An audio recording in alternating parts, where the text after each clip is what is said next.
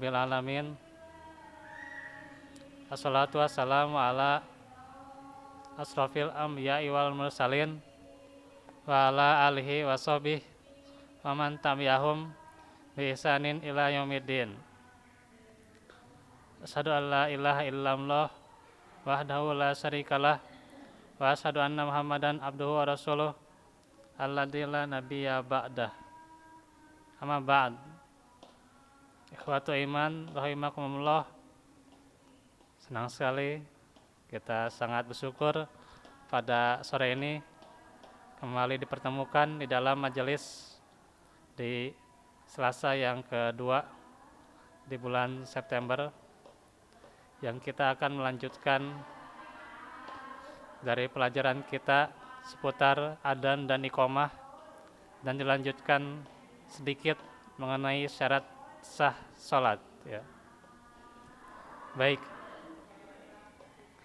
sudah sampai kajian kita mengenai adzan dan iqamah.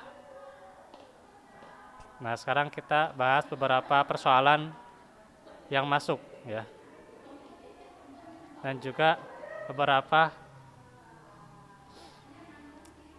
permasalahan yang mesti kita bahas tentang ketika menjawab azan, tapi azan yang datang secara berbarengan ya. Di dia terus adan, didinya adan, ditu adan ya. Terus ya. Jadi adanya itu berbarengan ya. Berbarengan datangnya ya. Berbarengan dikumandangkan. Maka yang mana yang dijawab? Apakah menjawab semuanya? Ripuhnya jawab sadaya nama riweuh gitu. Riweuh ya, can jawab hiji, jawab nu ieu, can jawab nu eta beres we. Aya deui. Nah, makanya di sini para ulama berbeda pendapat mengenai bagaimana menjawab azan yang dikumandangkan berbarengan ya. Karena itu maka ada beberapa pendapat. Ya pilek ini ya. Yang pertama yaitu hadis mengenai menjawab azan itu adalah umum ya. Jadi kalau menjawab azan itu umum hadisnya, tidak dibatasi apakah di masjid yang ini saja, kenapa di Al-Jariyah saja, atau di Warasatul saja, atau di Muhajirin saja misalnya, kan tidak dibatasi ya. Apakah di zaman Nabi misalnya di Madinah saja, Makkah saja, atau di mana saja gitu ya, itu tidak dibatasi ya. Jadi asalnya silahkan mau jawab yang mana saja gitu. Sehingga kalaupun semuanya dijawab tidak apa-apa, hanya saja tentu tidak jelas ya gitu. Tidak jelas nyari wah teh gitu nya. Semua jawab hiji, jawab nu eta gitu nya. Jawab nu lain gitu, aduh. Separuguh gitu ya. Nah gitu, itu pendapat pertama. Pendapat yang kedua, di dalam buku-buku fikih dijelaskan, yaitu menjawab azan yang paling dekat ya gitu. Jadi jawab masjid yang memang paling dekat azannya gitu. Misalnya di sini paling dekat Masjid Al-Jariyah, jawab saja yang di Masjid Al-Jariyah gitu. Sekedar dijawab nu di Muhajirin katanya. Di Warasatul kemudiannya jauh gitu ya. Kemudian di Bakansari. Nah, gitu ya. Jadi jawab yang terdekat saja. Dan pendapat yang kedua ini selain yang terdekat juga menjawab azan yang memang kita sholat di sana gitu, gitu ya. Artinya kalau misalnya dijawab tapi nggak sholat, buat apa ya, gitu ya. Gitu, karena ada kata-kata was sholatil qaimah ya, gitu. Sholat yang didirikan, artinya kita harus mendirikan sholat di tempat itu gitu. Sehingga kalau di sholat di sana gitu ya, sholatnya di sana, maka nyambung kalau dijawab gitu. Jadi kalau kita menjawab azan di warasatul, kita nggak sholat di warasatulnya, itu nyambung gitu ya, gitu. Jadi jawab azannya adalah yaitu dari tempat yang memang kita sholat di sana gitu, gitu. Atau misalnya di musola gitu ya, karena jauh masjidnya, akhirnya di musola itu juga adzan, maka kita jawab yang di musola itu ya, demikian gitu. Itu yang paling dekatnya pendapat yang kedua gitu, karena itu yang paling nyaman gitu ya dari dua pendapat yang ada. Jadi pilih saja masjid yang terdekat yang kita sholat di sana gitu. Nah itu persoalan pertama. Persoalan yang kedua tentang misalnya terlambat menjawab azan ya. Apakah dijawab yang sisanya atau dijawab seluruhnya yang belum juga gitu. Nah ini boleh beberapa cara ya. Di dalam penjelasan Al-Ustadz Mustafa Al-Butoni Hafizahullah, beliau menjelaskan dalam kajian Zadul Ma'ad itu ada beberapa cara. Begitu juga dalam kajian Ustadz Zulkarnain ya, itu ada beberapa cara ya. Pertama, kita kalau telat menjawab azan, maka mudah caranya ya. Pertama, yang tinggal atau maksudnya yang ketinggalan ya. Yang ketinggalan ya. Jadi yang ketinggalan kita sampai ke masjid sudah hayya 'alas shalah. Maka yang ketinggalan seperti Allahu Akbar kita ikuti saja gitu. Kita ucapkan saja. Kita ucapkan Allahu Akbar terus sampai hayya 'alas shalah. Setelah itu ikuti yang sisanya gitu. Itu yang pertama, itu boleh. Jadi misalnya kita sampai ke masjid itu sudah hayya 'alas shalah ya. Kita maka dari Allahu Akbar jawabannya boleh gitu. Selesaikan sampai hayya 'alas shalah kemudian lanjutkan sampai beres gitu. Itu yang pertama. Boleh juga menjawab sisanya ya. Karena tidak ada penekanan untuk menjawab semua kalimatnya, tidak ada ya. Tidak ada penekanan di dalam hadis itu.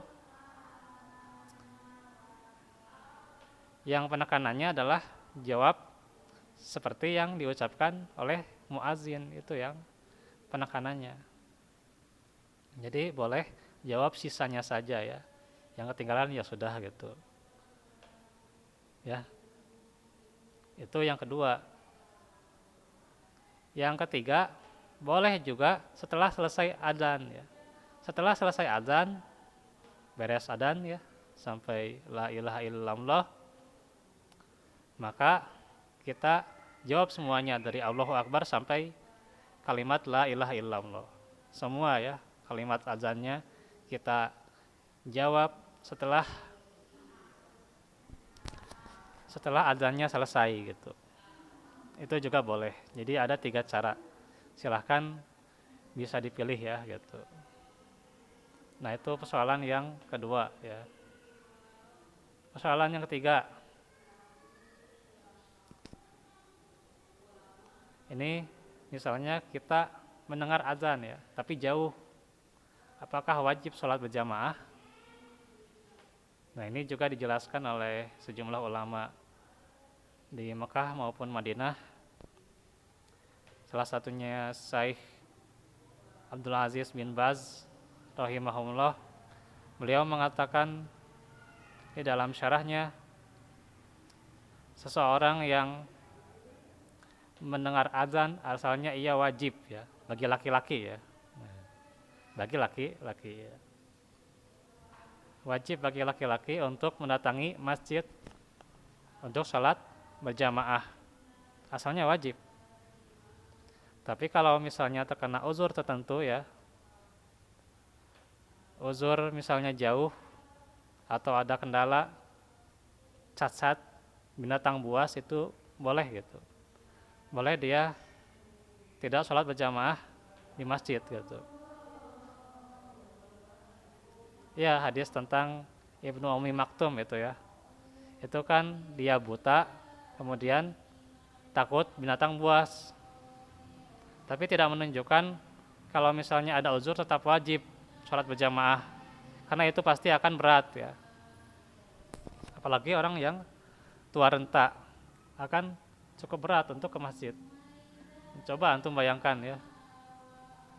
Itu tos mah jangkel ke masjid teh jauh gitu kan. Nah gitu. Atau seperti di Leweng ya gitu. Jauh masjid itu kan, maka kalau misalnya ia mendengar walaupun jauh, maka tidak wajib ya, tidak wajib mendatangi masjid. Tidak mengapa dia di rumahnya sholat, tetapi jangan lupakan sunnahnya yaitu berjamaah gitu. Nah, itu persoalan yang ketiga ya. Terus persoalan tentang antara adzan dan iqamah ya. Kita ngapain nih? Nah, usahakan ketika azan jangan banyak bicara ya. Walaupun diperbolehkan, tapi jangan banyak bicara. Fokus menjawab azan ya, dan menghayati makna-maknanya. Kemudian setelah azan, kita tentu yang mendengar menjawab, kemudian membaca doa setelah mendengar azan gitu. Doanya sudah hafal ya, sudah dijelaskan, tinggal dibaca lagi. Dan kita tambah dengan doa di antara azan dan iqamah gitu. Itu saja, simpel ya. Karena itu harus ada jarak ya gitu. Jangan terlalu cepat. Ya adan ya. Geus adan beres gitu. Atau adan beres. Qomat deui gitu. Itu ya. Kebiasaan gitu ya, kebiasaan jelek gitu ya, kebiasaan jelek gitu. Jangan mentang-mentang punya pendapat, punya ijtihad di bawah organisasi, terus adan langsung komat gitu. Dalil ulama mana itu? Gitu ya. Jadi itu kebiasaan jelek gitu ya, karena banyak modorot. Nanti banyak yang masbuk ya.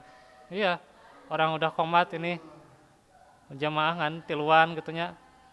Tiluan langsung nambahan masbuk 10-an misalnya.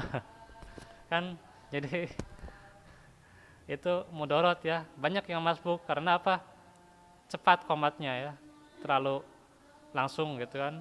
Setelah adzan langsung komat gitu. Nah, itu jadi banyak yang masbuk. Nah, itu persoalan juga kan di kita.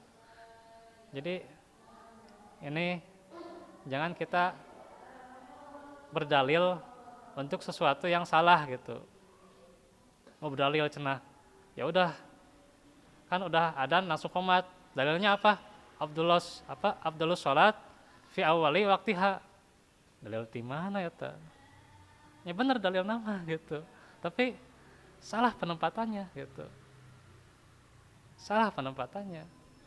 Itu bukan dalil untuk langsung qomat gitu.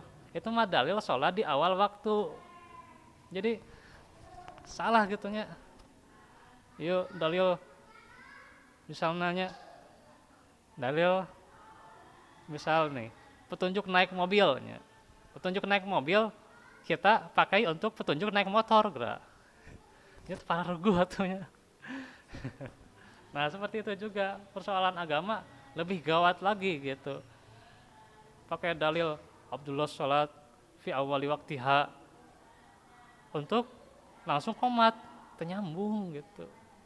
Nah gitu ya, jadi jangan mengedepankan organisasi ini ya gitu, apalagi organisasinya besar gitu. Kedepankan maslahat, maslahat itu sesuai dalil gitu ya. Tuh tong sangeunahna ya gitu. Karena agama ini bukan maslahat organisasi, tapi maslahat seluruh manusia, hewan dan semua makhluk hidup gitu. Dan seluruh alam gitu. Ya. Kalau organisasi saja itu sempit gitu ya gitu. Tidak akan pernah beres ya. Tidak akan pernah beres. Agama cuman mentingkan organisasi, kelompok ya, pimpinannya gitu ya. Mal paruguh gitu. Dek di otak-otak, otak-atik gitu ya. Sesuai pendapat dewan iya, dewan itu lieur gitu. Mending ka dalil weh gitu ya. Dalil mah santai gitu ya. Semuanya kena, manfaatnya nyambung gitu ya. Nah seperti itu ya.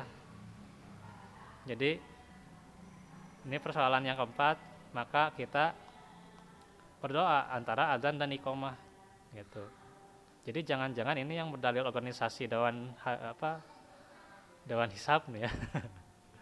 Dewan hisab nih tidak pernah berdoa di antara adzan dan iqomah gitu. Nah, husnuzon ya lah, husnuzon. Jangan suuzon. Ya, baik ya. Kita lanjut ya. Lanjut ke laptop ya. Si waktu ya. Baik, itu persoalan-persoalan yang mesti kita bahas ya. Mudah-mudahan bisa terpahami semua bahasan kita seputar adzan dan iqomah. Dari pembahasan setahun yang lalu kita membahas adzan dan iqomah, dan juga sampai sekarang ya, selesai pembahasan azan dan iqomah. Ya. Kalau ada pertanyaan silakan saja nanti diajukan lewat WA atau diajukannya lewat Facebook dan seterusnya ya. Ya. Karena kita akan ke pembahasan yang baru, yaitu syarat sah sholat ya. Baik, di waktu yang singkat ini saya tidak menerangkan secara detail ya. Menerangkan secara detail nanti waktunya keburu habis ya. Itu keburu badai bukanya. Ya. Keburu badai buka saumnya. Saum Asyura ya. Sekarang saum Asyura ya, 10 Muharram ya.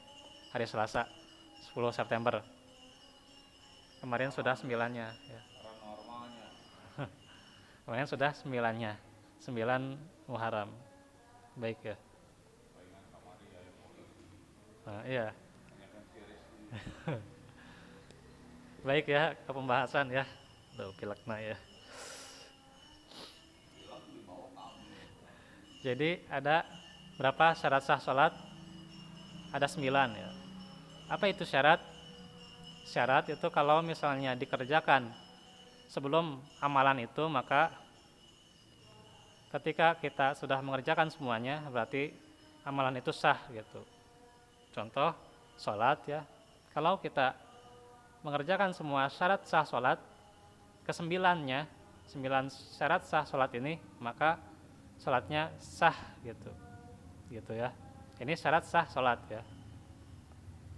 Nanti ada rukun sholat ya, tapi nanti ya gitu. Terus nanti ada wajib dan sunatnya, sunat-sunat dalam sholat gitu. Nah itu ya, fahimtum ya, fahimna ya. Baik, jadi itu namanya syarat di dalam ilmu fikih ya. Nah, agar mudah dihafalkan itu ada 3 kriteria ya. Jadi kalau dirinci ya, hiji, dua, tilu, opat, beres. Gas waktosna geus beres gitu. Keburu beres. Waktosna can beres sadayana diterangkeun gitu kan. Nah, itu ya. Jadi diterangkan hiji niat, dua menghadap kiblat, tiga toharoh, empat seterusnya. Nah, jadi habis waktu. Kita ambil yang mudahnya ya. Jadi ada 3 kriteria dalam syarat sah sholat. Ini rumusan saya ya. Daripada sekarang apa ngapalin pakai dalil ya. Gitu. Nanti an abi siapa gitu ya. An Abi Hurairah dan seterusnya. Itu kan can apal dehnya. Terus nambah apal deh. Kan gitu. Jadi persoalan nih. Apalagi kalau yang baru belajar nih ya. Perlu yang singkat-singkat lah gitu. Yang mudah-mudah dalam belajar. Nah, saya ringkas ada 3 syarat sah sholat itu. Pertama dari segi niat. Yang kedua dari segi orang itu sudah mukallaf ya. Yang ketiga ada dari segi syarat sah sholat dalam Al-Quran. Nah, itu 3 saja. Kan simpel kan, cuma 3. Kira-ku tilu tak apal gitunya. Ya. Mun tilu tak apal berarti normal gitu. Berarti normal tilu tak apal mahnya. Ya mangan tilu gitu. Jadi cuma 3 nih. Ikhwatu iman silahkan ya. Jadi niat pertama. Yang kedua dari segi kewajiban yang mukallaf. Yang ketiga itu syarat sah sholat dalam Al-Quran. Pertama niat ya. Dari niat cuma 1 saja. Niat ya. Dalam hati. Nah itu ya. Mahalul al-qalb ya. Gitu. Mahalul qalb itu ya. Niat itu. Tempatnya di hati ya, bukan di lisan ya. Jadi salah kalau niat di lisan ya. Gitu. Karena asalnya niat itu di dalam hati. Seseorang sudah pergi itu sudah berniat gitu ya. Nah, itu yang pertama ya. Baik ya, 2 lagi ya. Yang kedua nih. Kewajiban mukallaf nih. Orang yang sudah diberi beban kewajiban itu ada 4 ya. Yang pertama Islam. Jadi Islam balik berakal itu ya. Nah, itu jadi 3 ya. Ada 3. Islam, balik, berakal. Ini poin yang kedua nih ya. Poin yang kedua ada 3. Gimana yang satu lagi? Kan mampu untuk mengerjakannya. Kan kalau mukallaf itu adalah mampu untuk mengerjakannya. Nah, itu masuknya ke syarat wajib sholat ya gitu. Seseorang untuk wajib sholat berarti dia sudah mampu untuk mengerjakannya gitu. Kalau orang gila atau misalnya orang yang sudah tua pikun itu tidak wajib karena sudah hilang ingatannya ya.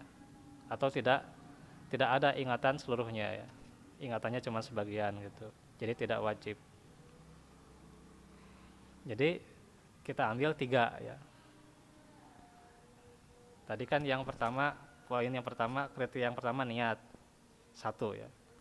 Dari yang kedua ada 3 cabangnya ya. Islam, balik, terus berakal. Tuh kan, jadi berapa semuanya? 4 ya. 1 tambah 3, 4. Baik. Yang ketiga itu dari segi syarat sah dalam Al-Quran. Ada berapa? Ada 4. Ada 4. Apa saja? Yang pertama toharoh ya. Ayatnya sudah hafal mungkin. Ya ayyuhalladzina amanu idza qumtum ilas shalah dan seterusnya. Surah Al-Maidah.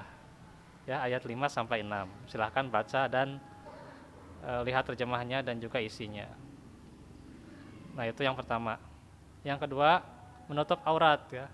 Dalilnya surah Al-A'raf ayat 31. Khuzu zinatakum inda kulli masjid. Ya. Pakailah pakaian yang bagus ketika akan ke masjid. Nah, gitu. Yang ketiga, menghadap kiblat ya. Gitu. qad narot taqalluba wajhika fis sama falanwalliyannaka kiblatan tardoha fawalli wajhaka syatral Masjidil Haram. Maka hadapkanlah wajahmu itu ya ke Masjidil Haram, ke kiblat itu. Kiblatnya Masjidil Haram. Sebagai petunjuk dalam sholat ya, petunjuk dalam sholat gitu. Jadi menghadap ke Masjidil Haram, ke Ka'bah gitu. Dan yang keempat adalah masuk waktu ya. Dalilnya inna sholata kanat alal mu'minina kitabam mauquta. Sesungguhnya sholat itu telah ditentukan bagi orang-orang yang beriman waktunya ya. Jadi sudah ditulis, telah dicatat, ditentukan waktunya. Itu 4 ya di dalam Al-Quran. Jadi berapa? 1 tambah 3 4 ya, 4 tambah 4 8. Satu lagi mana? Kan ada 9. Satu lagi itu cabang dari toharoh ya. Jadi toharoh itu ada 2. Pertama toharoh amal, yang kedua toharoh jasad gitu. Toharoh amal bisa dengan bentuk wudu, mandi dan tayamum ya. Nah itu toharoh amal.